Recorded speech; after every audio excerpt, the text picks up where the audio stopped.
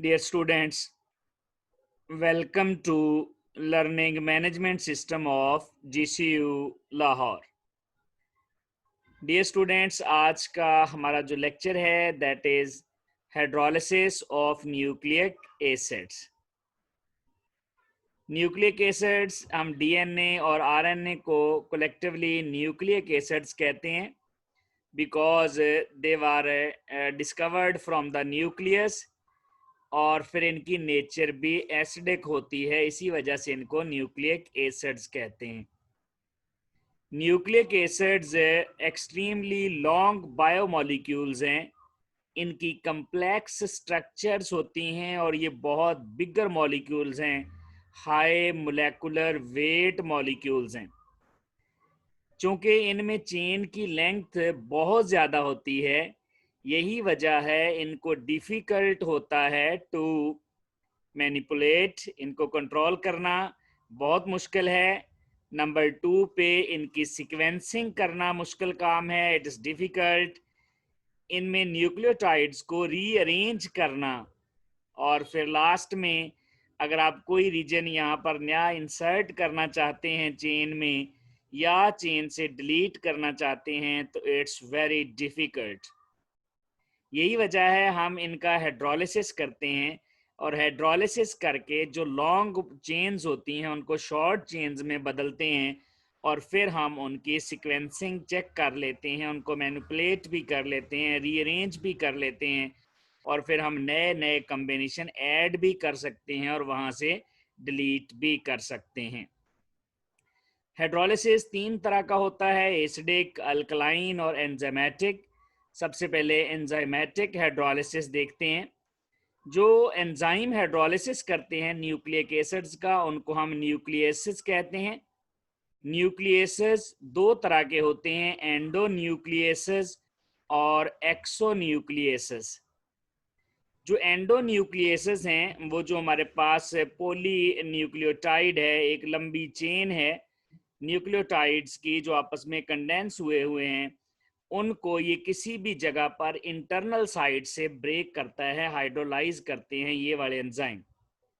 जबकि जो एक्सो न्यूक्लियस हैं वो किसी भी एंड से स्टार्ट करेंगे, वो उसका 3 वाला एंड भी हो सकता है और 5 वाला एंड भी हो सकता है। तो ये एक्सो नाम से पता चल जाता है, किसी भी एंड से बाहर वाली साइड से इसको स्टार्ट करेंगे इनके हाइड्रोलिसिस को, जबकि एंडो न्यूक्लियस किसी भी जगह पर इंटरनल साइड्स पर किसी भी जगह पर इसको ब्रेक करना, इसको हाइड्रोलाइज करना स्टार्ट कर देते हैं। न्यूक्लियस जो हमारे पास एंडो न्यूक्लियस हैं ये फिर 2 तरह के होते हैं, एक टाइप ए है और दूसरी टाइप बी है। जो टाइप ए है वो 3 वाली साइड से फास्फेट ग्रुप को क्लीव कर देती है, ब्रेक कर देती है, हाइड्रोलाइज करती है, जबकि जो टाइप बी है वो 5 वाली साइड से इसको हाइड्रोलाइज करती है, फास्फेट ग्रुप को सेपरेट करती है। अगर ये 3 वाली साइड से ब्रेक करें तो इसका मतलब है फास्फेट ग्रुप 5 वाली साइड के साथ चले जाएगा, और अगर 5 वाली साइड से ब्रेक करें तो इसका मतलब है फास्फेट ग्रुप 3 वाली साइड के साथ चले जाएगा। जैसा कि हमारे पास ये स्ट्रक्चर है, ये हमारे पास एक न्यूक्लियोटाइड है, फास्फेट ग्रुप लगा हुआ है, ये R1 R2 का मतलब है ये नाइट्रोजन बेसेस हैं, एडेनिन, गुआनिन, साइटोसिन, थायामीन हो सकती हैं। चूँकि ये शुगर जो है वो OH वाली है, इसका मतलब है दिस इज़ राइबोज, तो यहाँ थायामीन की बजाय हम यूरासिल को यूज़ करेंगे।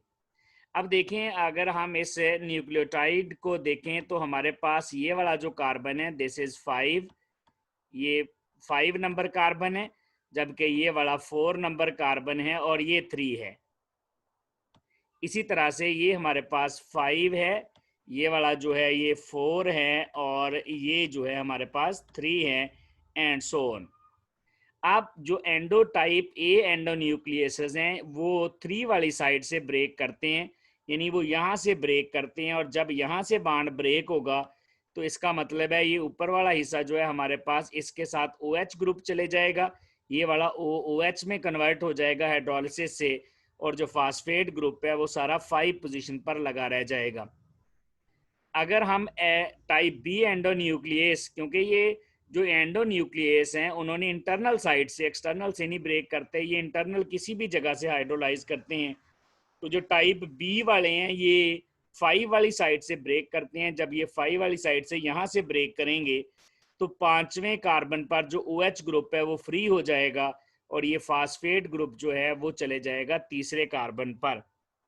तो एंडोन्यूक्लियसेस किसी भी इंटरनल जगह से, इंटरनल साइड से ब्रेक करते हैं चेन को, और ये दो तरह के होते हैं, ए और बी एंडोन्यूक्लियसेस। ए जो है वो 3 वाली साइड से हाइड्रोलाइज करेगा, जबकि बी जो है वो 5 वाली साइड से हाइड्रोलाइज करेगा। अगर 3 वाली साइड से हाइड्रोलिसिस होगा तो फास्फेट ग्रुप 5 के साथ, और अगर 5 वाली साइड से हाइड्रोलिसिस होगा तो फिर फास्फेट ग्रुप 3 वाले के साथ अटैच रहेगा। नेक्स्ट है हमारे पास रिस्ट्रिक्शन एंडोन्यूक्लियसेस। ये जो रिस्ट्रिक्शन एंडोन्यूक्लियसेस हैं ये बैक्टीरिया और दूसरी माइक्रो ऑर्गेनिज्म से आइसोलेट किए जाते हैं। ये एंजाइम कट करते हैं डीएनए को स्पेसिफिक इंटरनल सीक्वेंस पर। ये चूंकि एंडोन्यूक्लियसेस हैं, इसका मतलब है ये किसी भी एंडोन्यूक्लियस का मतलब है किसी इंटरनल साइड से ब्रेक करेंगे, उसको कट करेंगे, और ये इनकी आइसोलेशन के बाद ये जो एंजाइम जब आइसोलेट हुए रिस्ट्रिक्शन एंडोन्यूक्लियस, तो फिर जेनेटिक इंजीनियरिंग की बहुत ज़्यादा डेवलपमेंट हुई। एंडोन्यूक्लियसेस ये एक्चुअली जो हमारे पास बैक्टीरिया और दूसरी माइक्रो ऑर्गेनिजम्स होती हैं ये इनके इम्यून सिस्टम का ही हिस्सा होते हैं। ये क्या करते हैं, अगर बॉडी में कोई फॉरेन डीएनए वगैरह वगैरह एंटर हो जाए तो ये प्रोटेक्ट करते हैं बॉडी को उस फॉरेन डीएनए से और उसको क्लीव कर देते हैं जगह जगह से। स्पेसिफिक साइट्स जो होती हैं, इंटरनल सीक्वेंस जो होता है, उनको डिफरेंट प्लेसेस से, डिफरेंट साइट से ब्रेक कर देते हैं और माइक्रो ऑर्गेनिज्म, बैक्टीरिया और दूसरी माइक्रो ऑर्गेनिज्म को प्रोटेक्ट कर लेते हैं। तो एक्चुअली जो रिस्ट्रिक्शन एंडोन्यूक्लियसेस हैं ये ऑर्गेनिज्म का इम्यूनिटी सिस्टम ही होता है। अगर फॉरेन कहीं से डीएनए एंटर हो जाए तो ये उसको क्लीव कर देते हैं इंटरनल साइट्स पर। Types of restriction endonucleases. Endonucleases जो रिस्ट्रिक्शन वाले हैं, जो माइक्रो ऑर्गेनिज्म से मिलते हैं, उनमें टाइप 1 है।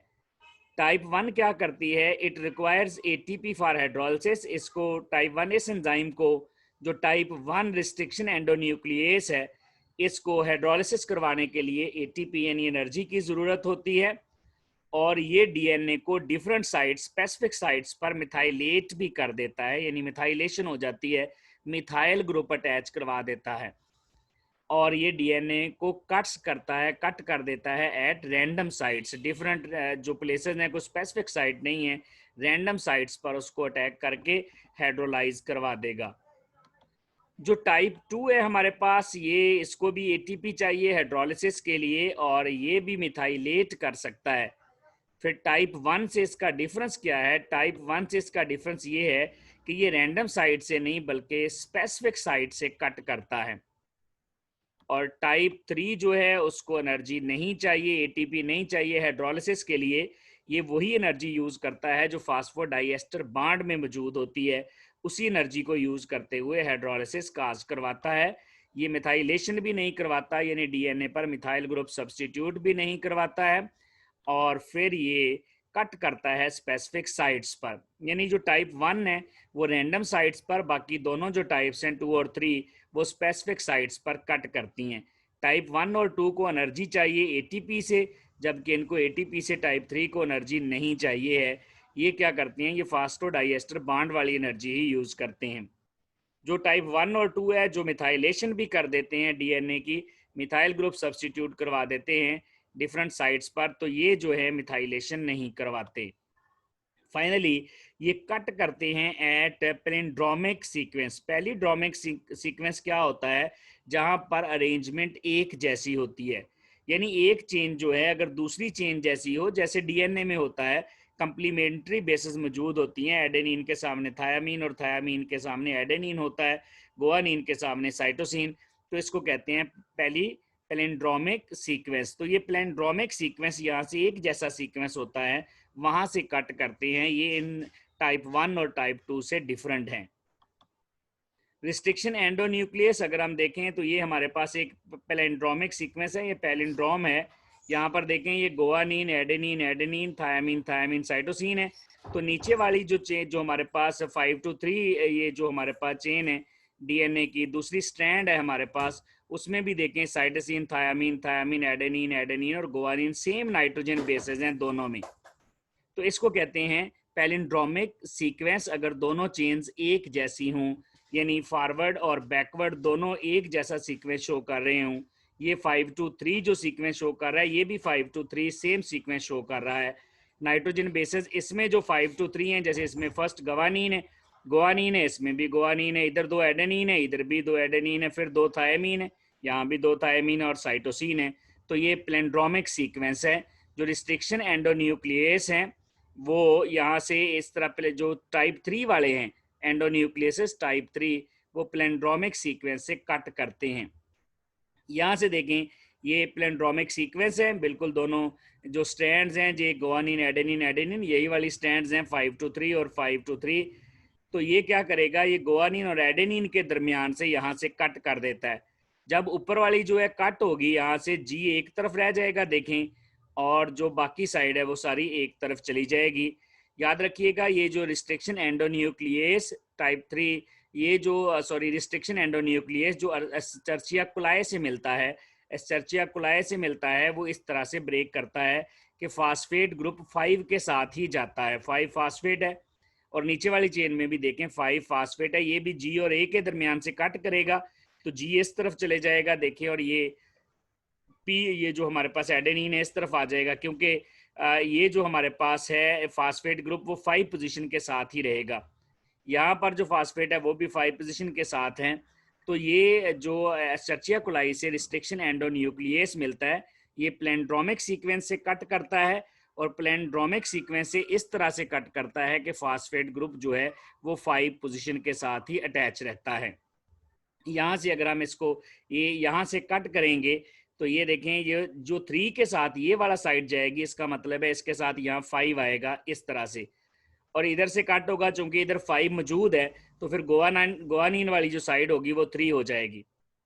इसी तरह से यहाँ से देखें, अगर हम एडेनिन गुआनिन के दरमियान यहाँ से कट करें, तो ये 5 वाली साइड है, तो 5 वाली, इसका मतलब है गुआनिन के साथ 3 आएगा यहाँ पर। और अगर हम इधर वाली साइड से देखें, ये कट हो गया, 3 तो इधर मौजूद है, तो फिर ये वाली साइड कौन सी होगी, ये 5 वाली साइड होगी।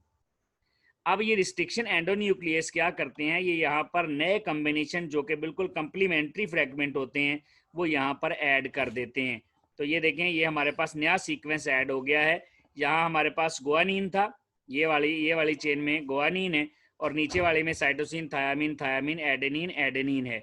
साइटोसिन के सामने तो गुआनिन आ गया, ये थायामीन थायामीन एडेनिन एडेनिन के सामने वाला पैलिंड्रोमिक सीक्वेंस यहाँ पर ऐड कर देगा, adenine adenine adenine thiamine thiamine, और फिर ये साइटोसिन आ जाएगा इस गुआनिन के सामने। तो ये बिल्कुल देखें, जैसे ऊपर वाली चेन में यहाँ 2 एडेनिन है, 2 थायामीन है और साइटोसिन है, नीचे वाले में इनके कंप्लीमेंट्री ऐड करवा देगा। तो रिस्ट्रिक्शन जो एंडोन्यूक्लियसेस हैं, ये जो रिस्ट्रिक्शन है हमारे पास एंडोन्यूक्लियसेस और एक्सोन्यूक्लियसेस एंजाइम्स हैं, खास तौर पर जो रिस्ट्रिक्शन एंडोन्यूक्लियस एंजाइम्स हैं, इनकी आइसोलेशन के बाद जेनेटिक इंजीनियरिंग में बहुत ज़्यादा डेवलपमेंट हुई। अब हम यहाँ पर नए नए रीजन जो हैं वो ऐड भी कर सकते हैं, इंसर्शन भी हो सकती है, डिलीशन भी हो सकती है।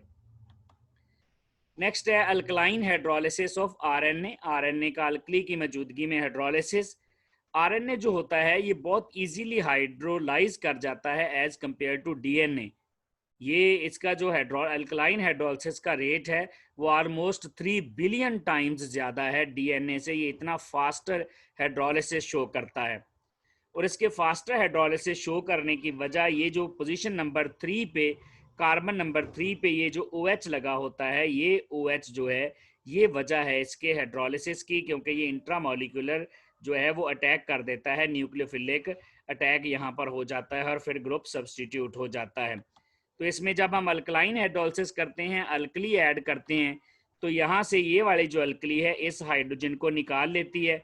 जब इस हाइड्रोजन को यहाँ से निकाल के ये वाटर मॉलिक्यूल बना देगी, यानी यहाँ से वाटर का मॉलिक्यूल निकल जाएगा, और इस ऑक्सीजन पर फिर यहाँ नेगेटिव चार्ज आ जाएगा।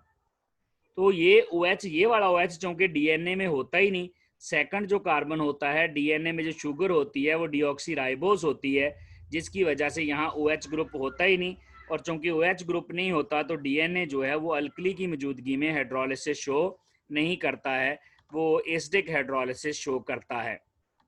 तो यहाँ पर ये देखें, ये हमारे पास इस OH ने यहाँ से H निकाल लिया, और ये फिर हमारे पास ऑक्सीजन पर नेगेटिव चार्ज आ गया। ये जो ऑक्सीजन है ये अब अच्छा न्यूक्लियोफाइल बन गया है, ये इस फास्फेट ग्रुप पर अटैक करेगा और यहाँ से ये वाला बांड जो है पाई बांड ब्रेक कर देगा।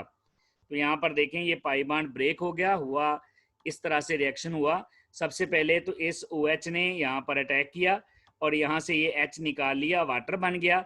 इस ऑक्सीजन पर नेगेटिव चार्ज आया तो इसने इस फास्फोरस पर अटैक कर दिया और फास्फोरस पर अटैक करने के बाद ये पाई बांड ऑक्सीजन पर शिफ्ट हो गया। यानी इस फास्फोरस ने अब 5 बांड बना लिए हैं, सारे सिंगल बांड हैं ऑक्सीजन के साथ। यहाँ पर 5 मेंबर्ड ये रिंग बन गई है, ये वाली नई रिंग बनी है 5 मेंबर, जिसमें ये एक कार्बन है, ये भी कार्बन है, 2 ऑक्सीजन है और एक फास्फोरस है। इसका मतलब है यहाँ पर जो हमारे पास ट्रांजिशन स्टेट बनेगी उसमें ये वाला जो न्यूक्लियोफाइल है ये इस फास्फोरस पर अटैक कर रहा होगा, ये वाला बांड बन रहा होगा। इस बांड को हम डॉटर लाइन से शो करेंगे इस तरह से, और इस वाले बांड को हम डॉटर लाइन से शो करेंगे क्योंकि ये ब्रेक हो रहा है। अब इस ऑक्सीजन पर तो पहले से ही नेगेटिव चार्ज था, इस ऑक्सीजन पर भी नेगेटिव चार्ज आ जाएगा, यानी 2 ऑक्सीजन पर नेगेटिव चार्ज आ जाएगा। अब पहले इस फास्फोरस के साथ कितने ऑक्सीजन अटैच है, 4, अब ये 5वां ऑक्सीजन भी अटैच हो गया, सारे के सारे सिंगल बांड बना रहे हैं। तो ये इंट्रा जो मॉलिक्यूलर हमारे पास अटैक हो गया है, ये इंट्रा मॉलिक्यूलर एक्चुअली सब्सटीट्यूशन होनी है। पहले स्टेप में अटैक होके पाई बांड ब्रेक हुआ है और नेक्स्ट स्टेप में क्या होगा, यहाँ से रीअरेंजमेंट होगी और ये जो हमारे पास शुगर ग्रुप है यहाँ से वो सब्सटीट्यूट हो जाएगा। जैसा कि देखें ये फास्फोरस 5 बांड बना रहा है। अब नेक्स्ट क्या होगा, यहाँ पर ये जो शुगर है यहाँ से अलहदा हो जाएगी।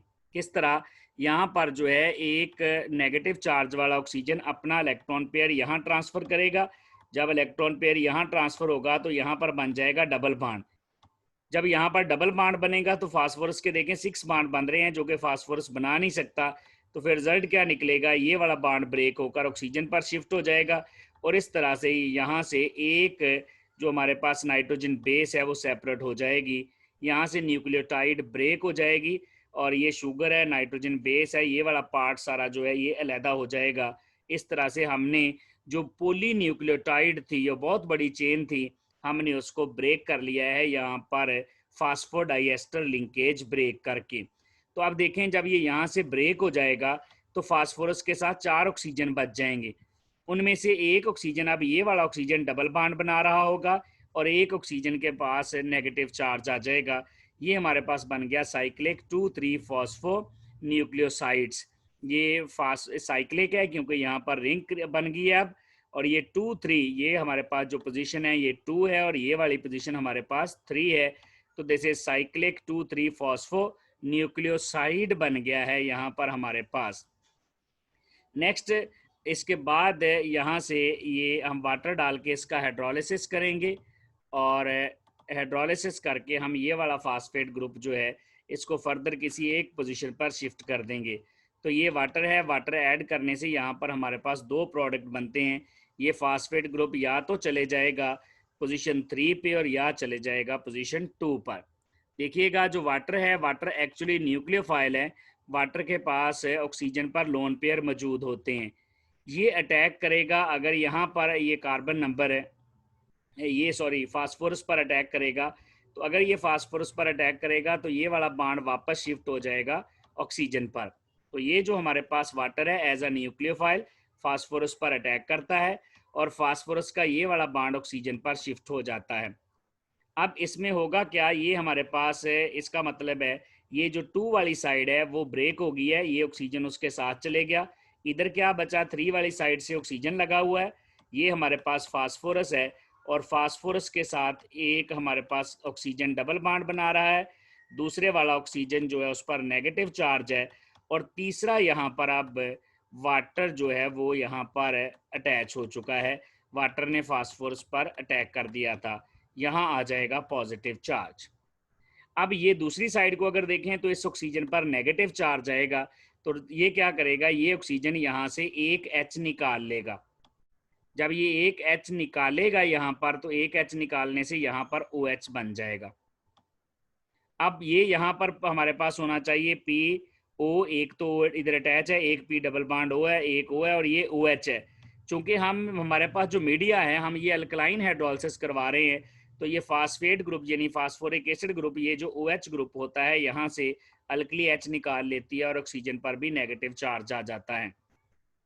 अब जब वाटर अटैक करता है फास्फोरस पर तो दूसरी पॉसिबिलिटी, एक और पॉसिबिलिटी भी हमारे पास मौजूद होती है कि फास्फोरस जब इस पर, वाटर जब इस पर अटैक करे तो ये बॉन्ड इधर से ब्रेक होकर ये जो तीसरा कार्बन है उसका जो O है उस पर नेगेटिव चार्ज शिफ्ट हो जाए, यानी ये OH बन जाए।